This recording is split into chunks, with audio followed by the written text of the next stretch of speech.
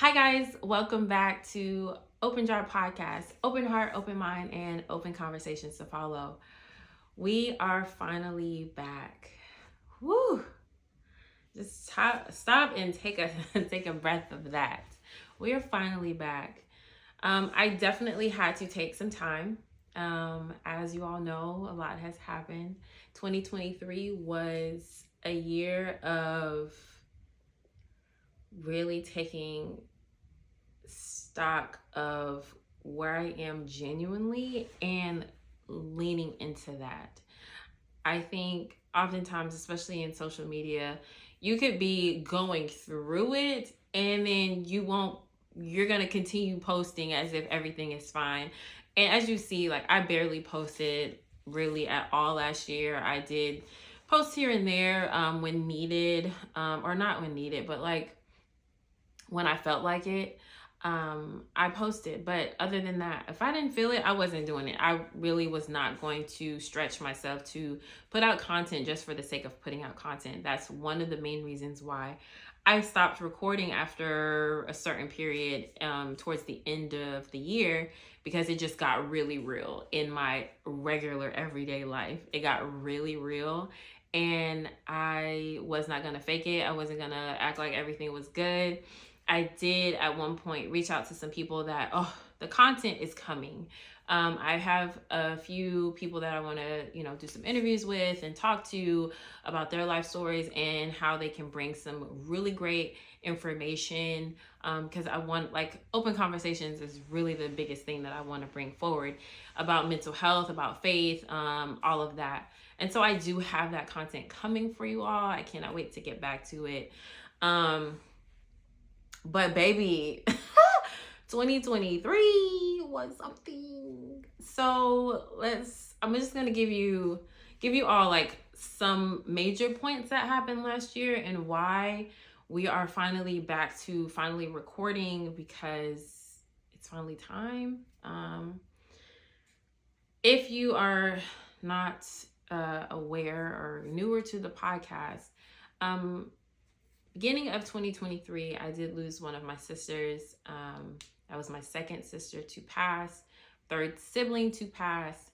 And so that moment at the beginning of last year was very crucial, very, very difficult into like me understanding. One, I continue to understand my grieving process. And that's why when I did start the podcast, that was one of the first conversations that we had. It was like all about grieving. And shortly after that, within like a couple months, not only did I start a new job, because I was like, being an entrepreneur at the time, at the beginning of last year, I just did not have it in me to continue being an entrepreneur at that time, full time. Like that's it. My entrepreneurs, my business owners, small business owners, like when you have your own business, it's a constant like go, go, go. You're not working just a 9 to 5. You are working like 24/7 to get business, maintain business, grow business. So I just knew I needed to stop at that particular time. I needed to take a pause. And so that's what I did. I sent my clients to, refer them to other places, other photographers. I basically put my realtor license as inactive. I did all the things at the beginning of the year because I was like, I don't got it. Which now I'm like grateful that I did that, because shortly after my sister passed and I started the new job, which was a work from home job, my mom, we found out she was sick. So it was like, okay, I needed to be home so that I could help take care of her and make sure she was going to her appointments. It just worked well with my work schedule that I could take her to her chemo appointments and things like that. So it was necessary at the time. And so we fast forward, I launched the podcast on my birthday, and everything we were at a good place. Like her treatments were, even though chemo is hard, period. If you know anybody that has had to go through chemo, it is a hard thing to go through. And my mom had ended up in and out of the hospital at that time, but we were like, okay, she's level. We're okay. So we move forward with launching the podcast. We start the grieving episodes. We start all the things going great. Love the feedback that you guys had. I was really, really happy with what was happening with the podcast. But shortly after that, not only I moved to a new place, not only did I move, we all moved to a new place because I think I said this, but my mom was living with me. She's been living with me since 2021. And so we moved to a new place, and everything is fine for the most part.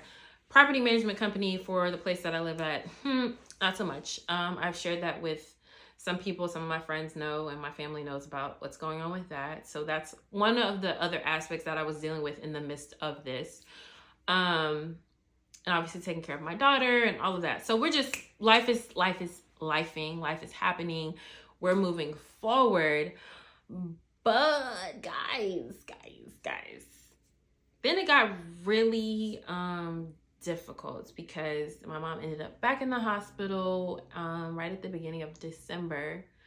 But not only did my mom end up in the hospital, my dad also ended up in the hospital, and he is in another city. So it's like going back and forth. When both of them were in the hospital on the same day, they ended up in the hospital.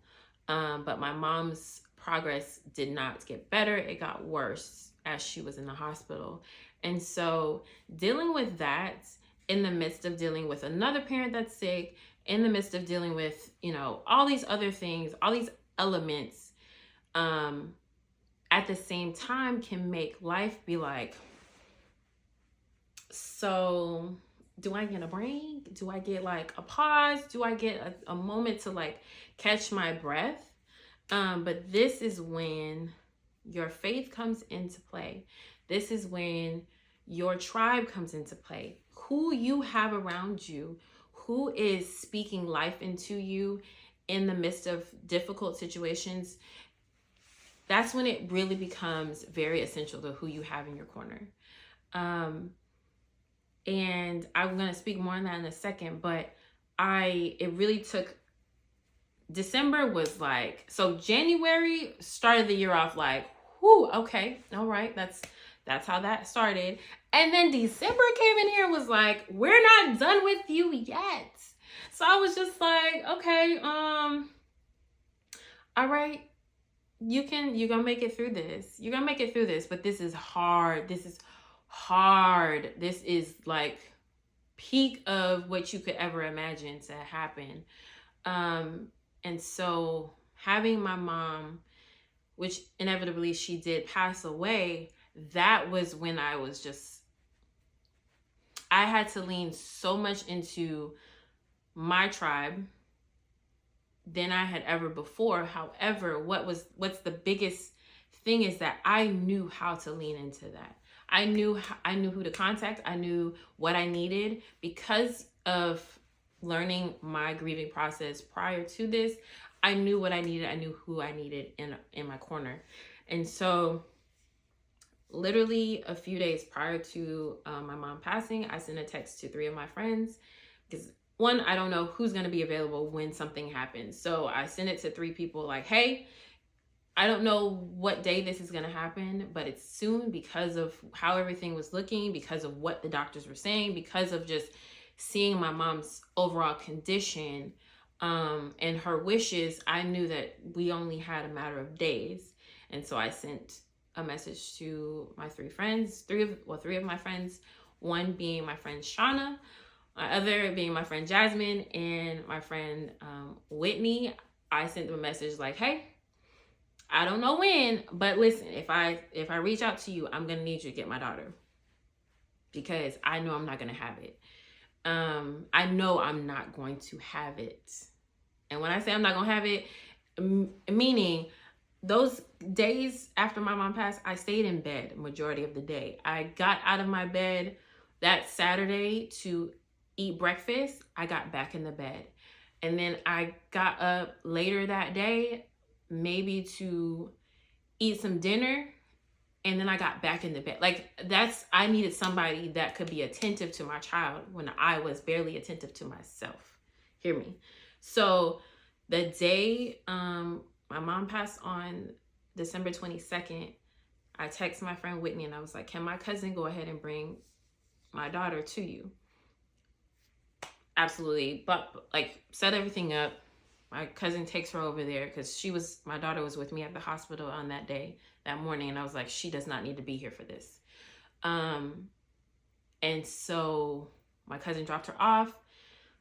My daughter was living her best life. And I'm so grateful. I don't think people really understand how important, if you have never gone through something quite as intense as that, it is so very crucial for you to start building your tribe. And I'm not saying it's like preparing for doom and gloom. No, I'm saying that life happens, whether it's somebody passing away, whether it's you have heartbreak, whether it's whatever that potential thing could be in your life. It is so very important that you don't just have the people that you can go out to eat with, that you go to the club with. It's important for you to have people that, hey, I need you here. I need your support. I need your good vibes. I need your prayers. I need your energy. I need you to support me in this moment because I can barely support myself. It's so important to have those people around you that you can call. Because you're gonna need those people that you physically need to be in this space with you, right? You're gonna need somebody, hey, can you just come sit with me because I don't want to be alone right now. Hey, I need you to get my child. Hey, can you bring me some food? My friend Shauna brought me some food to my house because I was barely eating. If you don't have the energy to cook, you need somebody that is gonna bring you some food. Like, it's snacks. Just snack foods, some lunch meat, some something. It's important to have those people in your corner when you are going through it.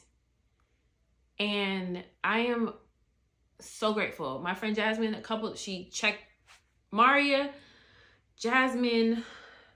I can name the people that checking in. Hey, how are you today? I'm not asking for you to be okay. How are you in this specific moment right now? Are we at a 1? We at a 10? How are we right now?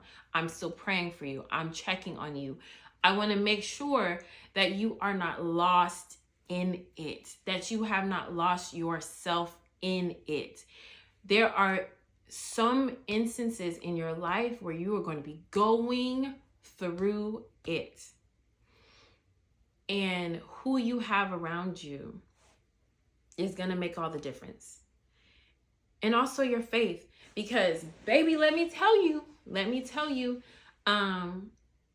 all the things, when I say it was one thing after another, I'm giving you major things that happened, but it was minor things that happened along the way as well. Some other things that happened that I can't even speak on those things because of still being in the midst of them. But it's things that happen in your life that your faith, sometimes that might be the only thing. You might not have the tribe. You might not have the people that you can count on, but your faith is going to hold you up.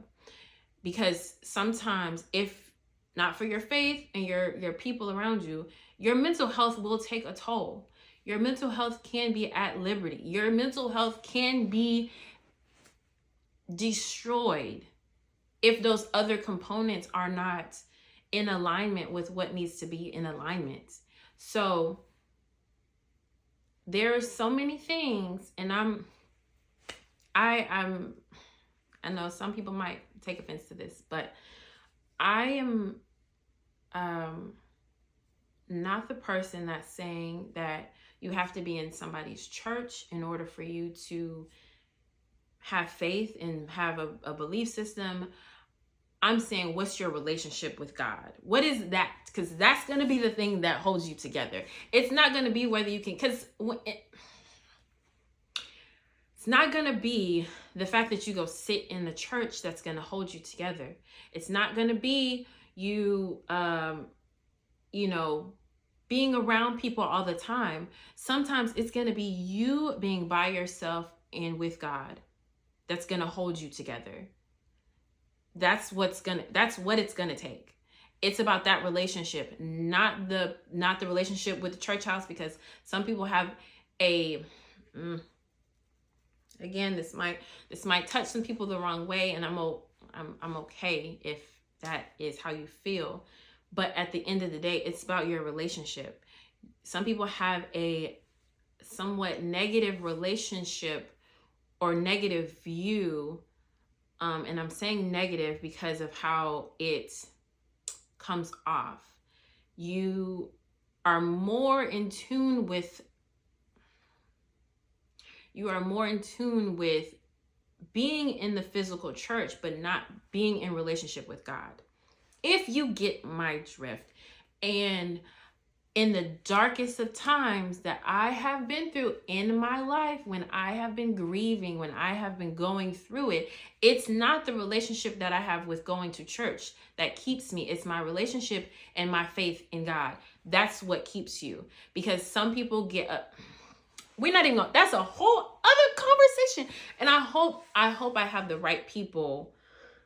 Because I know I have a lot of people that are believers that listen to my podcast. But also, if you hear me, then you understand that it's all about the relationship that you have with God. That's what keeps you. That's what keeps you. That is what keeps you. That and the people you have around you. Those combination of things, and having a strong sense of self, and being able to turn back into your mental, being able to keep your mental in a certain space. It's not always going to a physical building that's going to keep you.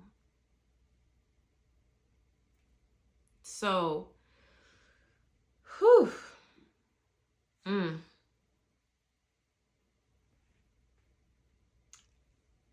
I'm just going to leave that there. My faith kept me. My people kept me. My tribe kept me to where I did not lose my mind in this. Those are the things that will keep you when you need to be kept. When you need to not lose yourself in the midst of a situation. So, I am finally back. We are going to dive in this year. I have already been talking to some amazing people. I was doing that prior to everything unfolding with my mom. And once we get those things coordinated, I will be back with some new episodes. And be prepared. Be prepared. Because when I say we're going in this year, we are going in. My whole thing is about faith. It's about mental health. It's about creating relationships with people that are genuine, that are authentic. So be ready. I might step on some people's toes this year, but honestly, if it's going to be coming from a genuine place, I'm going to apologize now. Because I'm not going to censor the direction I feel we need to go in. Okay? I love you all. Thank you for tuning in for this quick little update. We'll be back soon with our full podcast. And stay tuned for 2024 in Open Jar podcast. Again, open heart, open mind, and open conversations. Bye.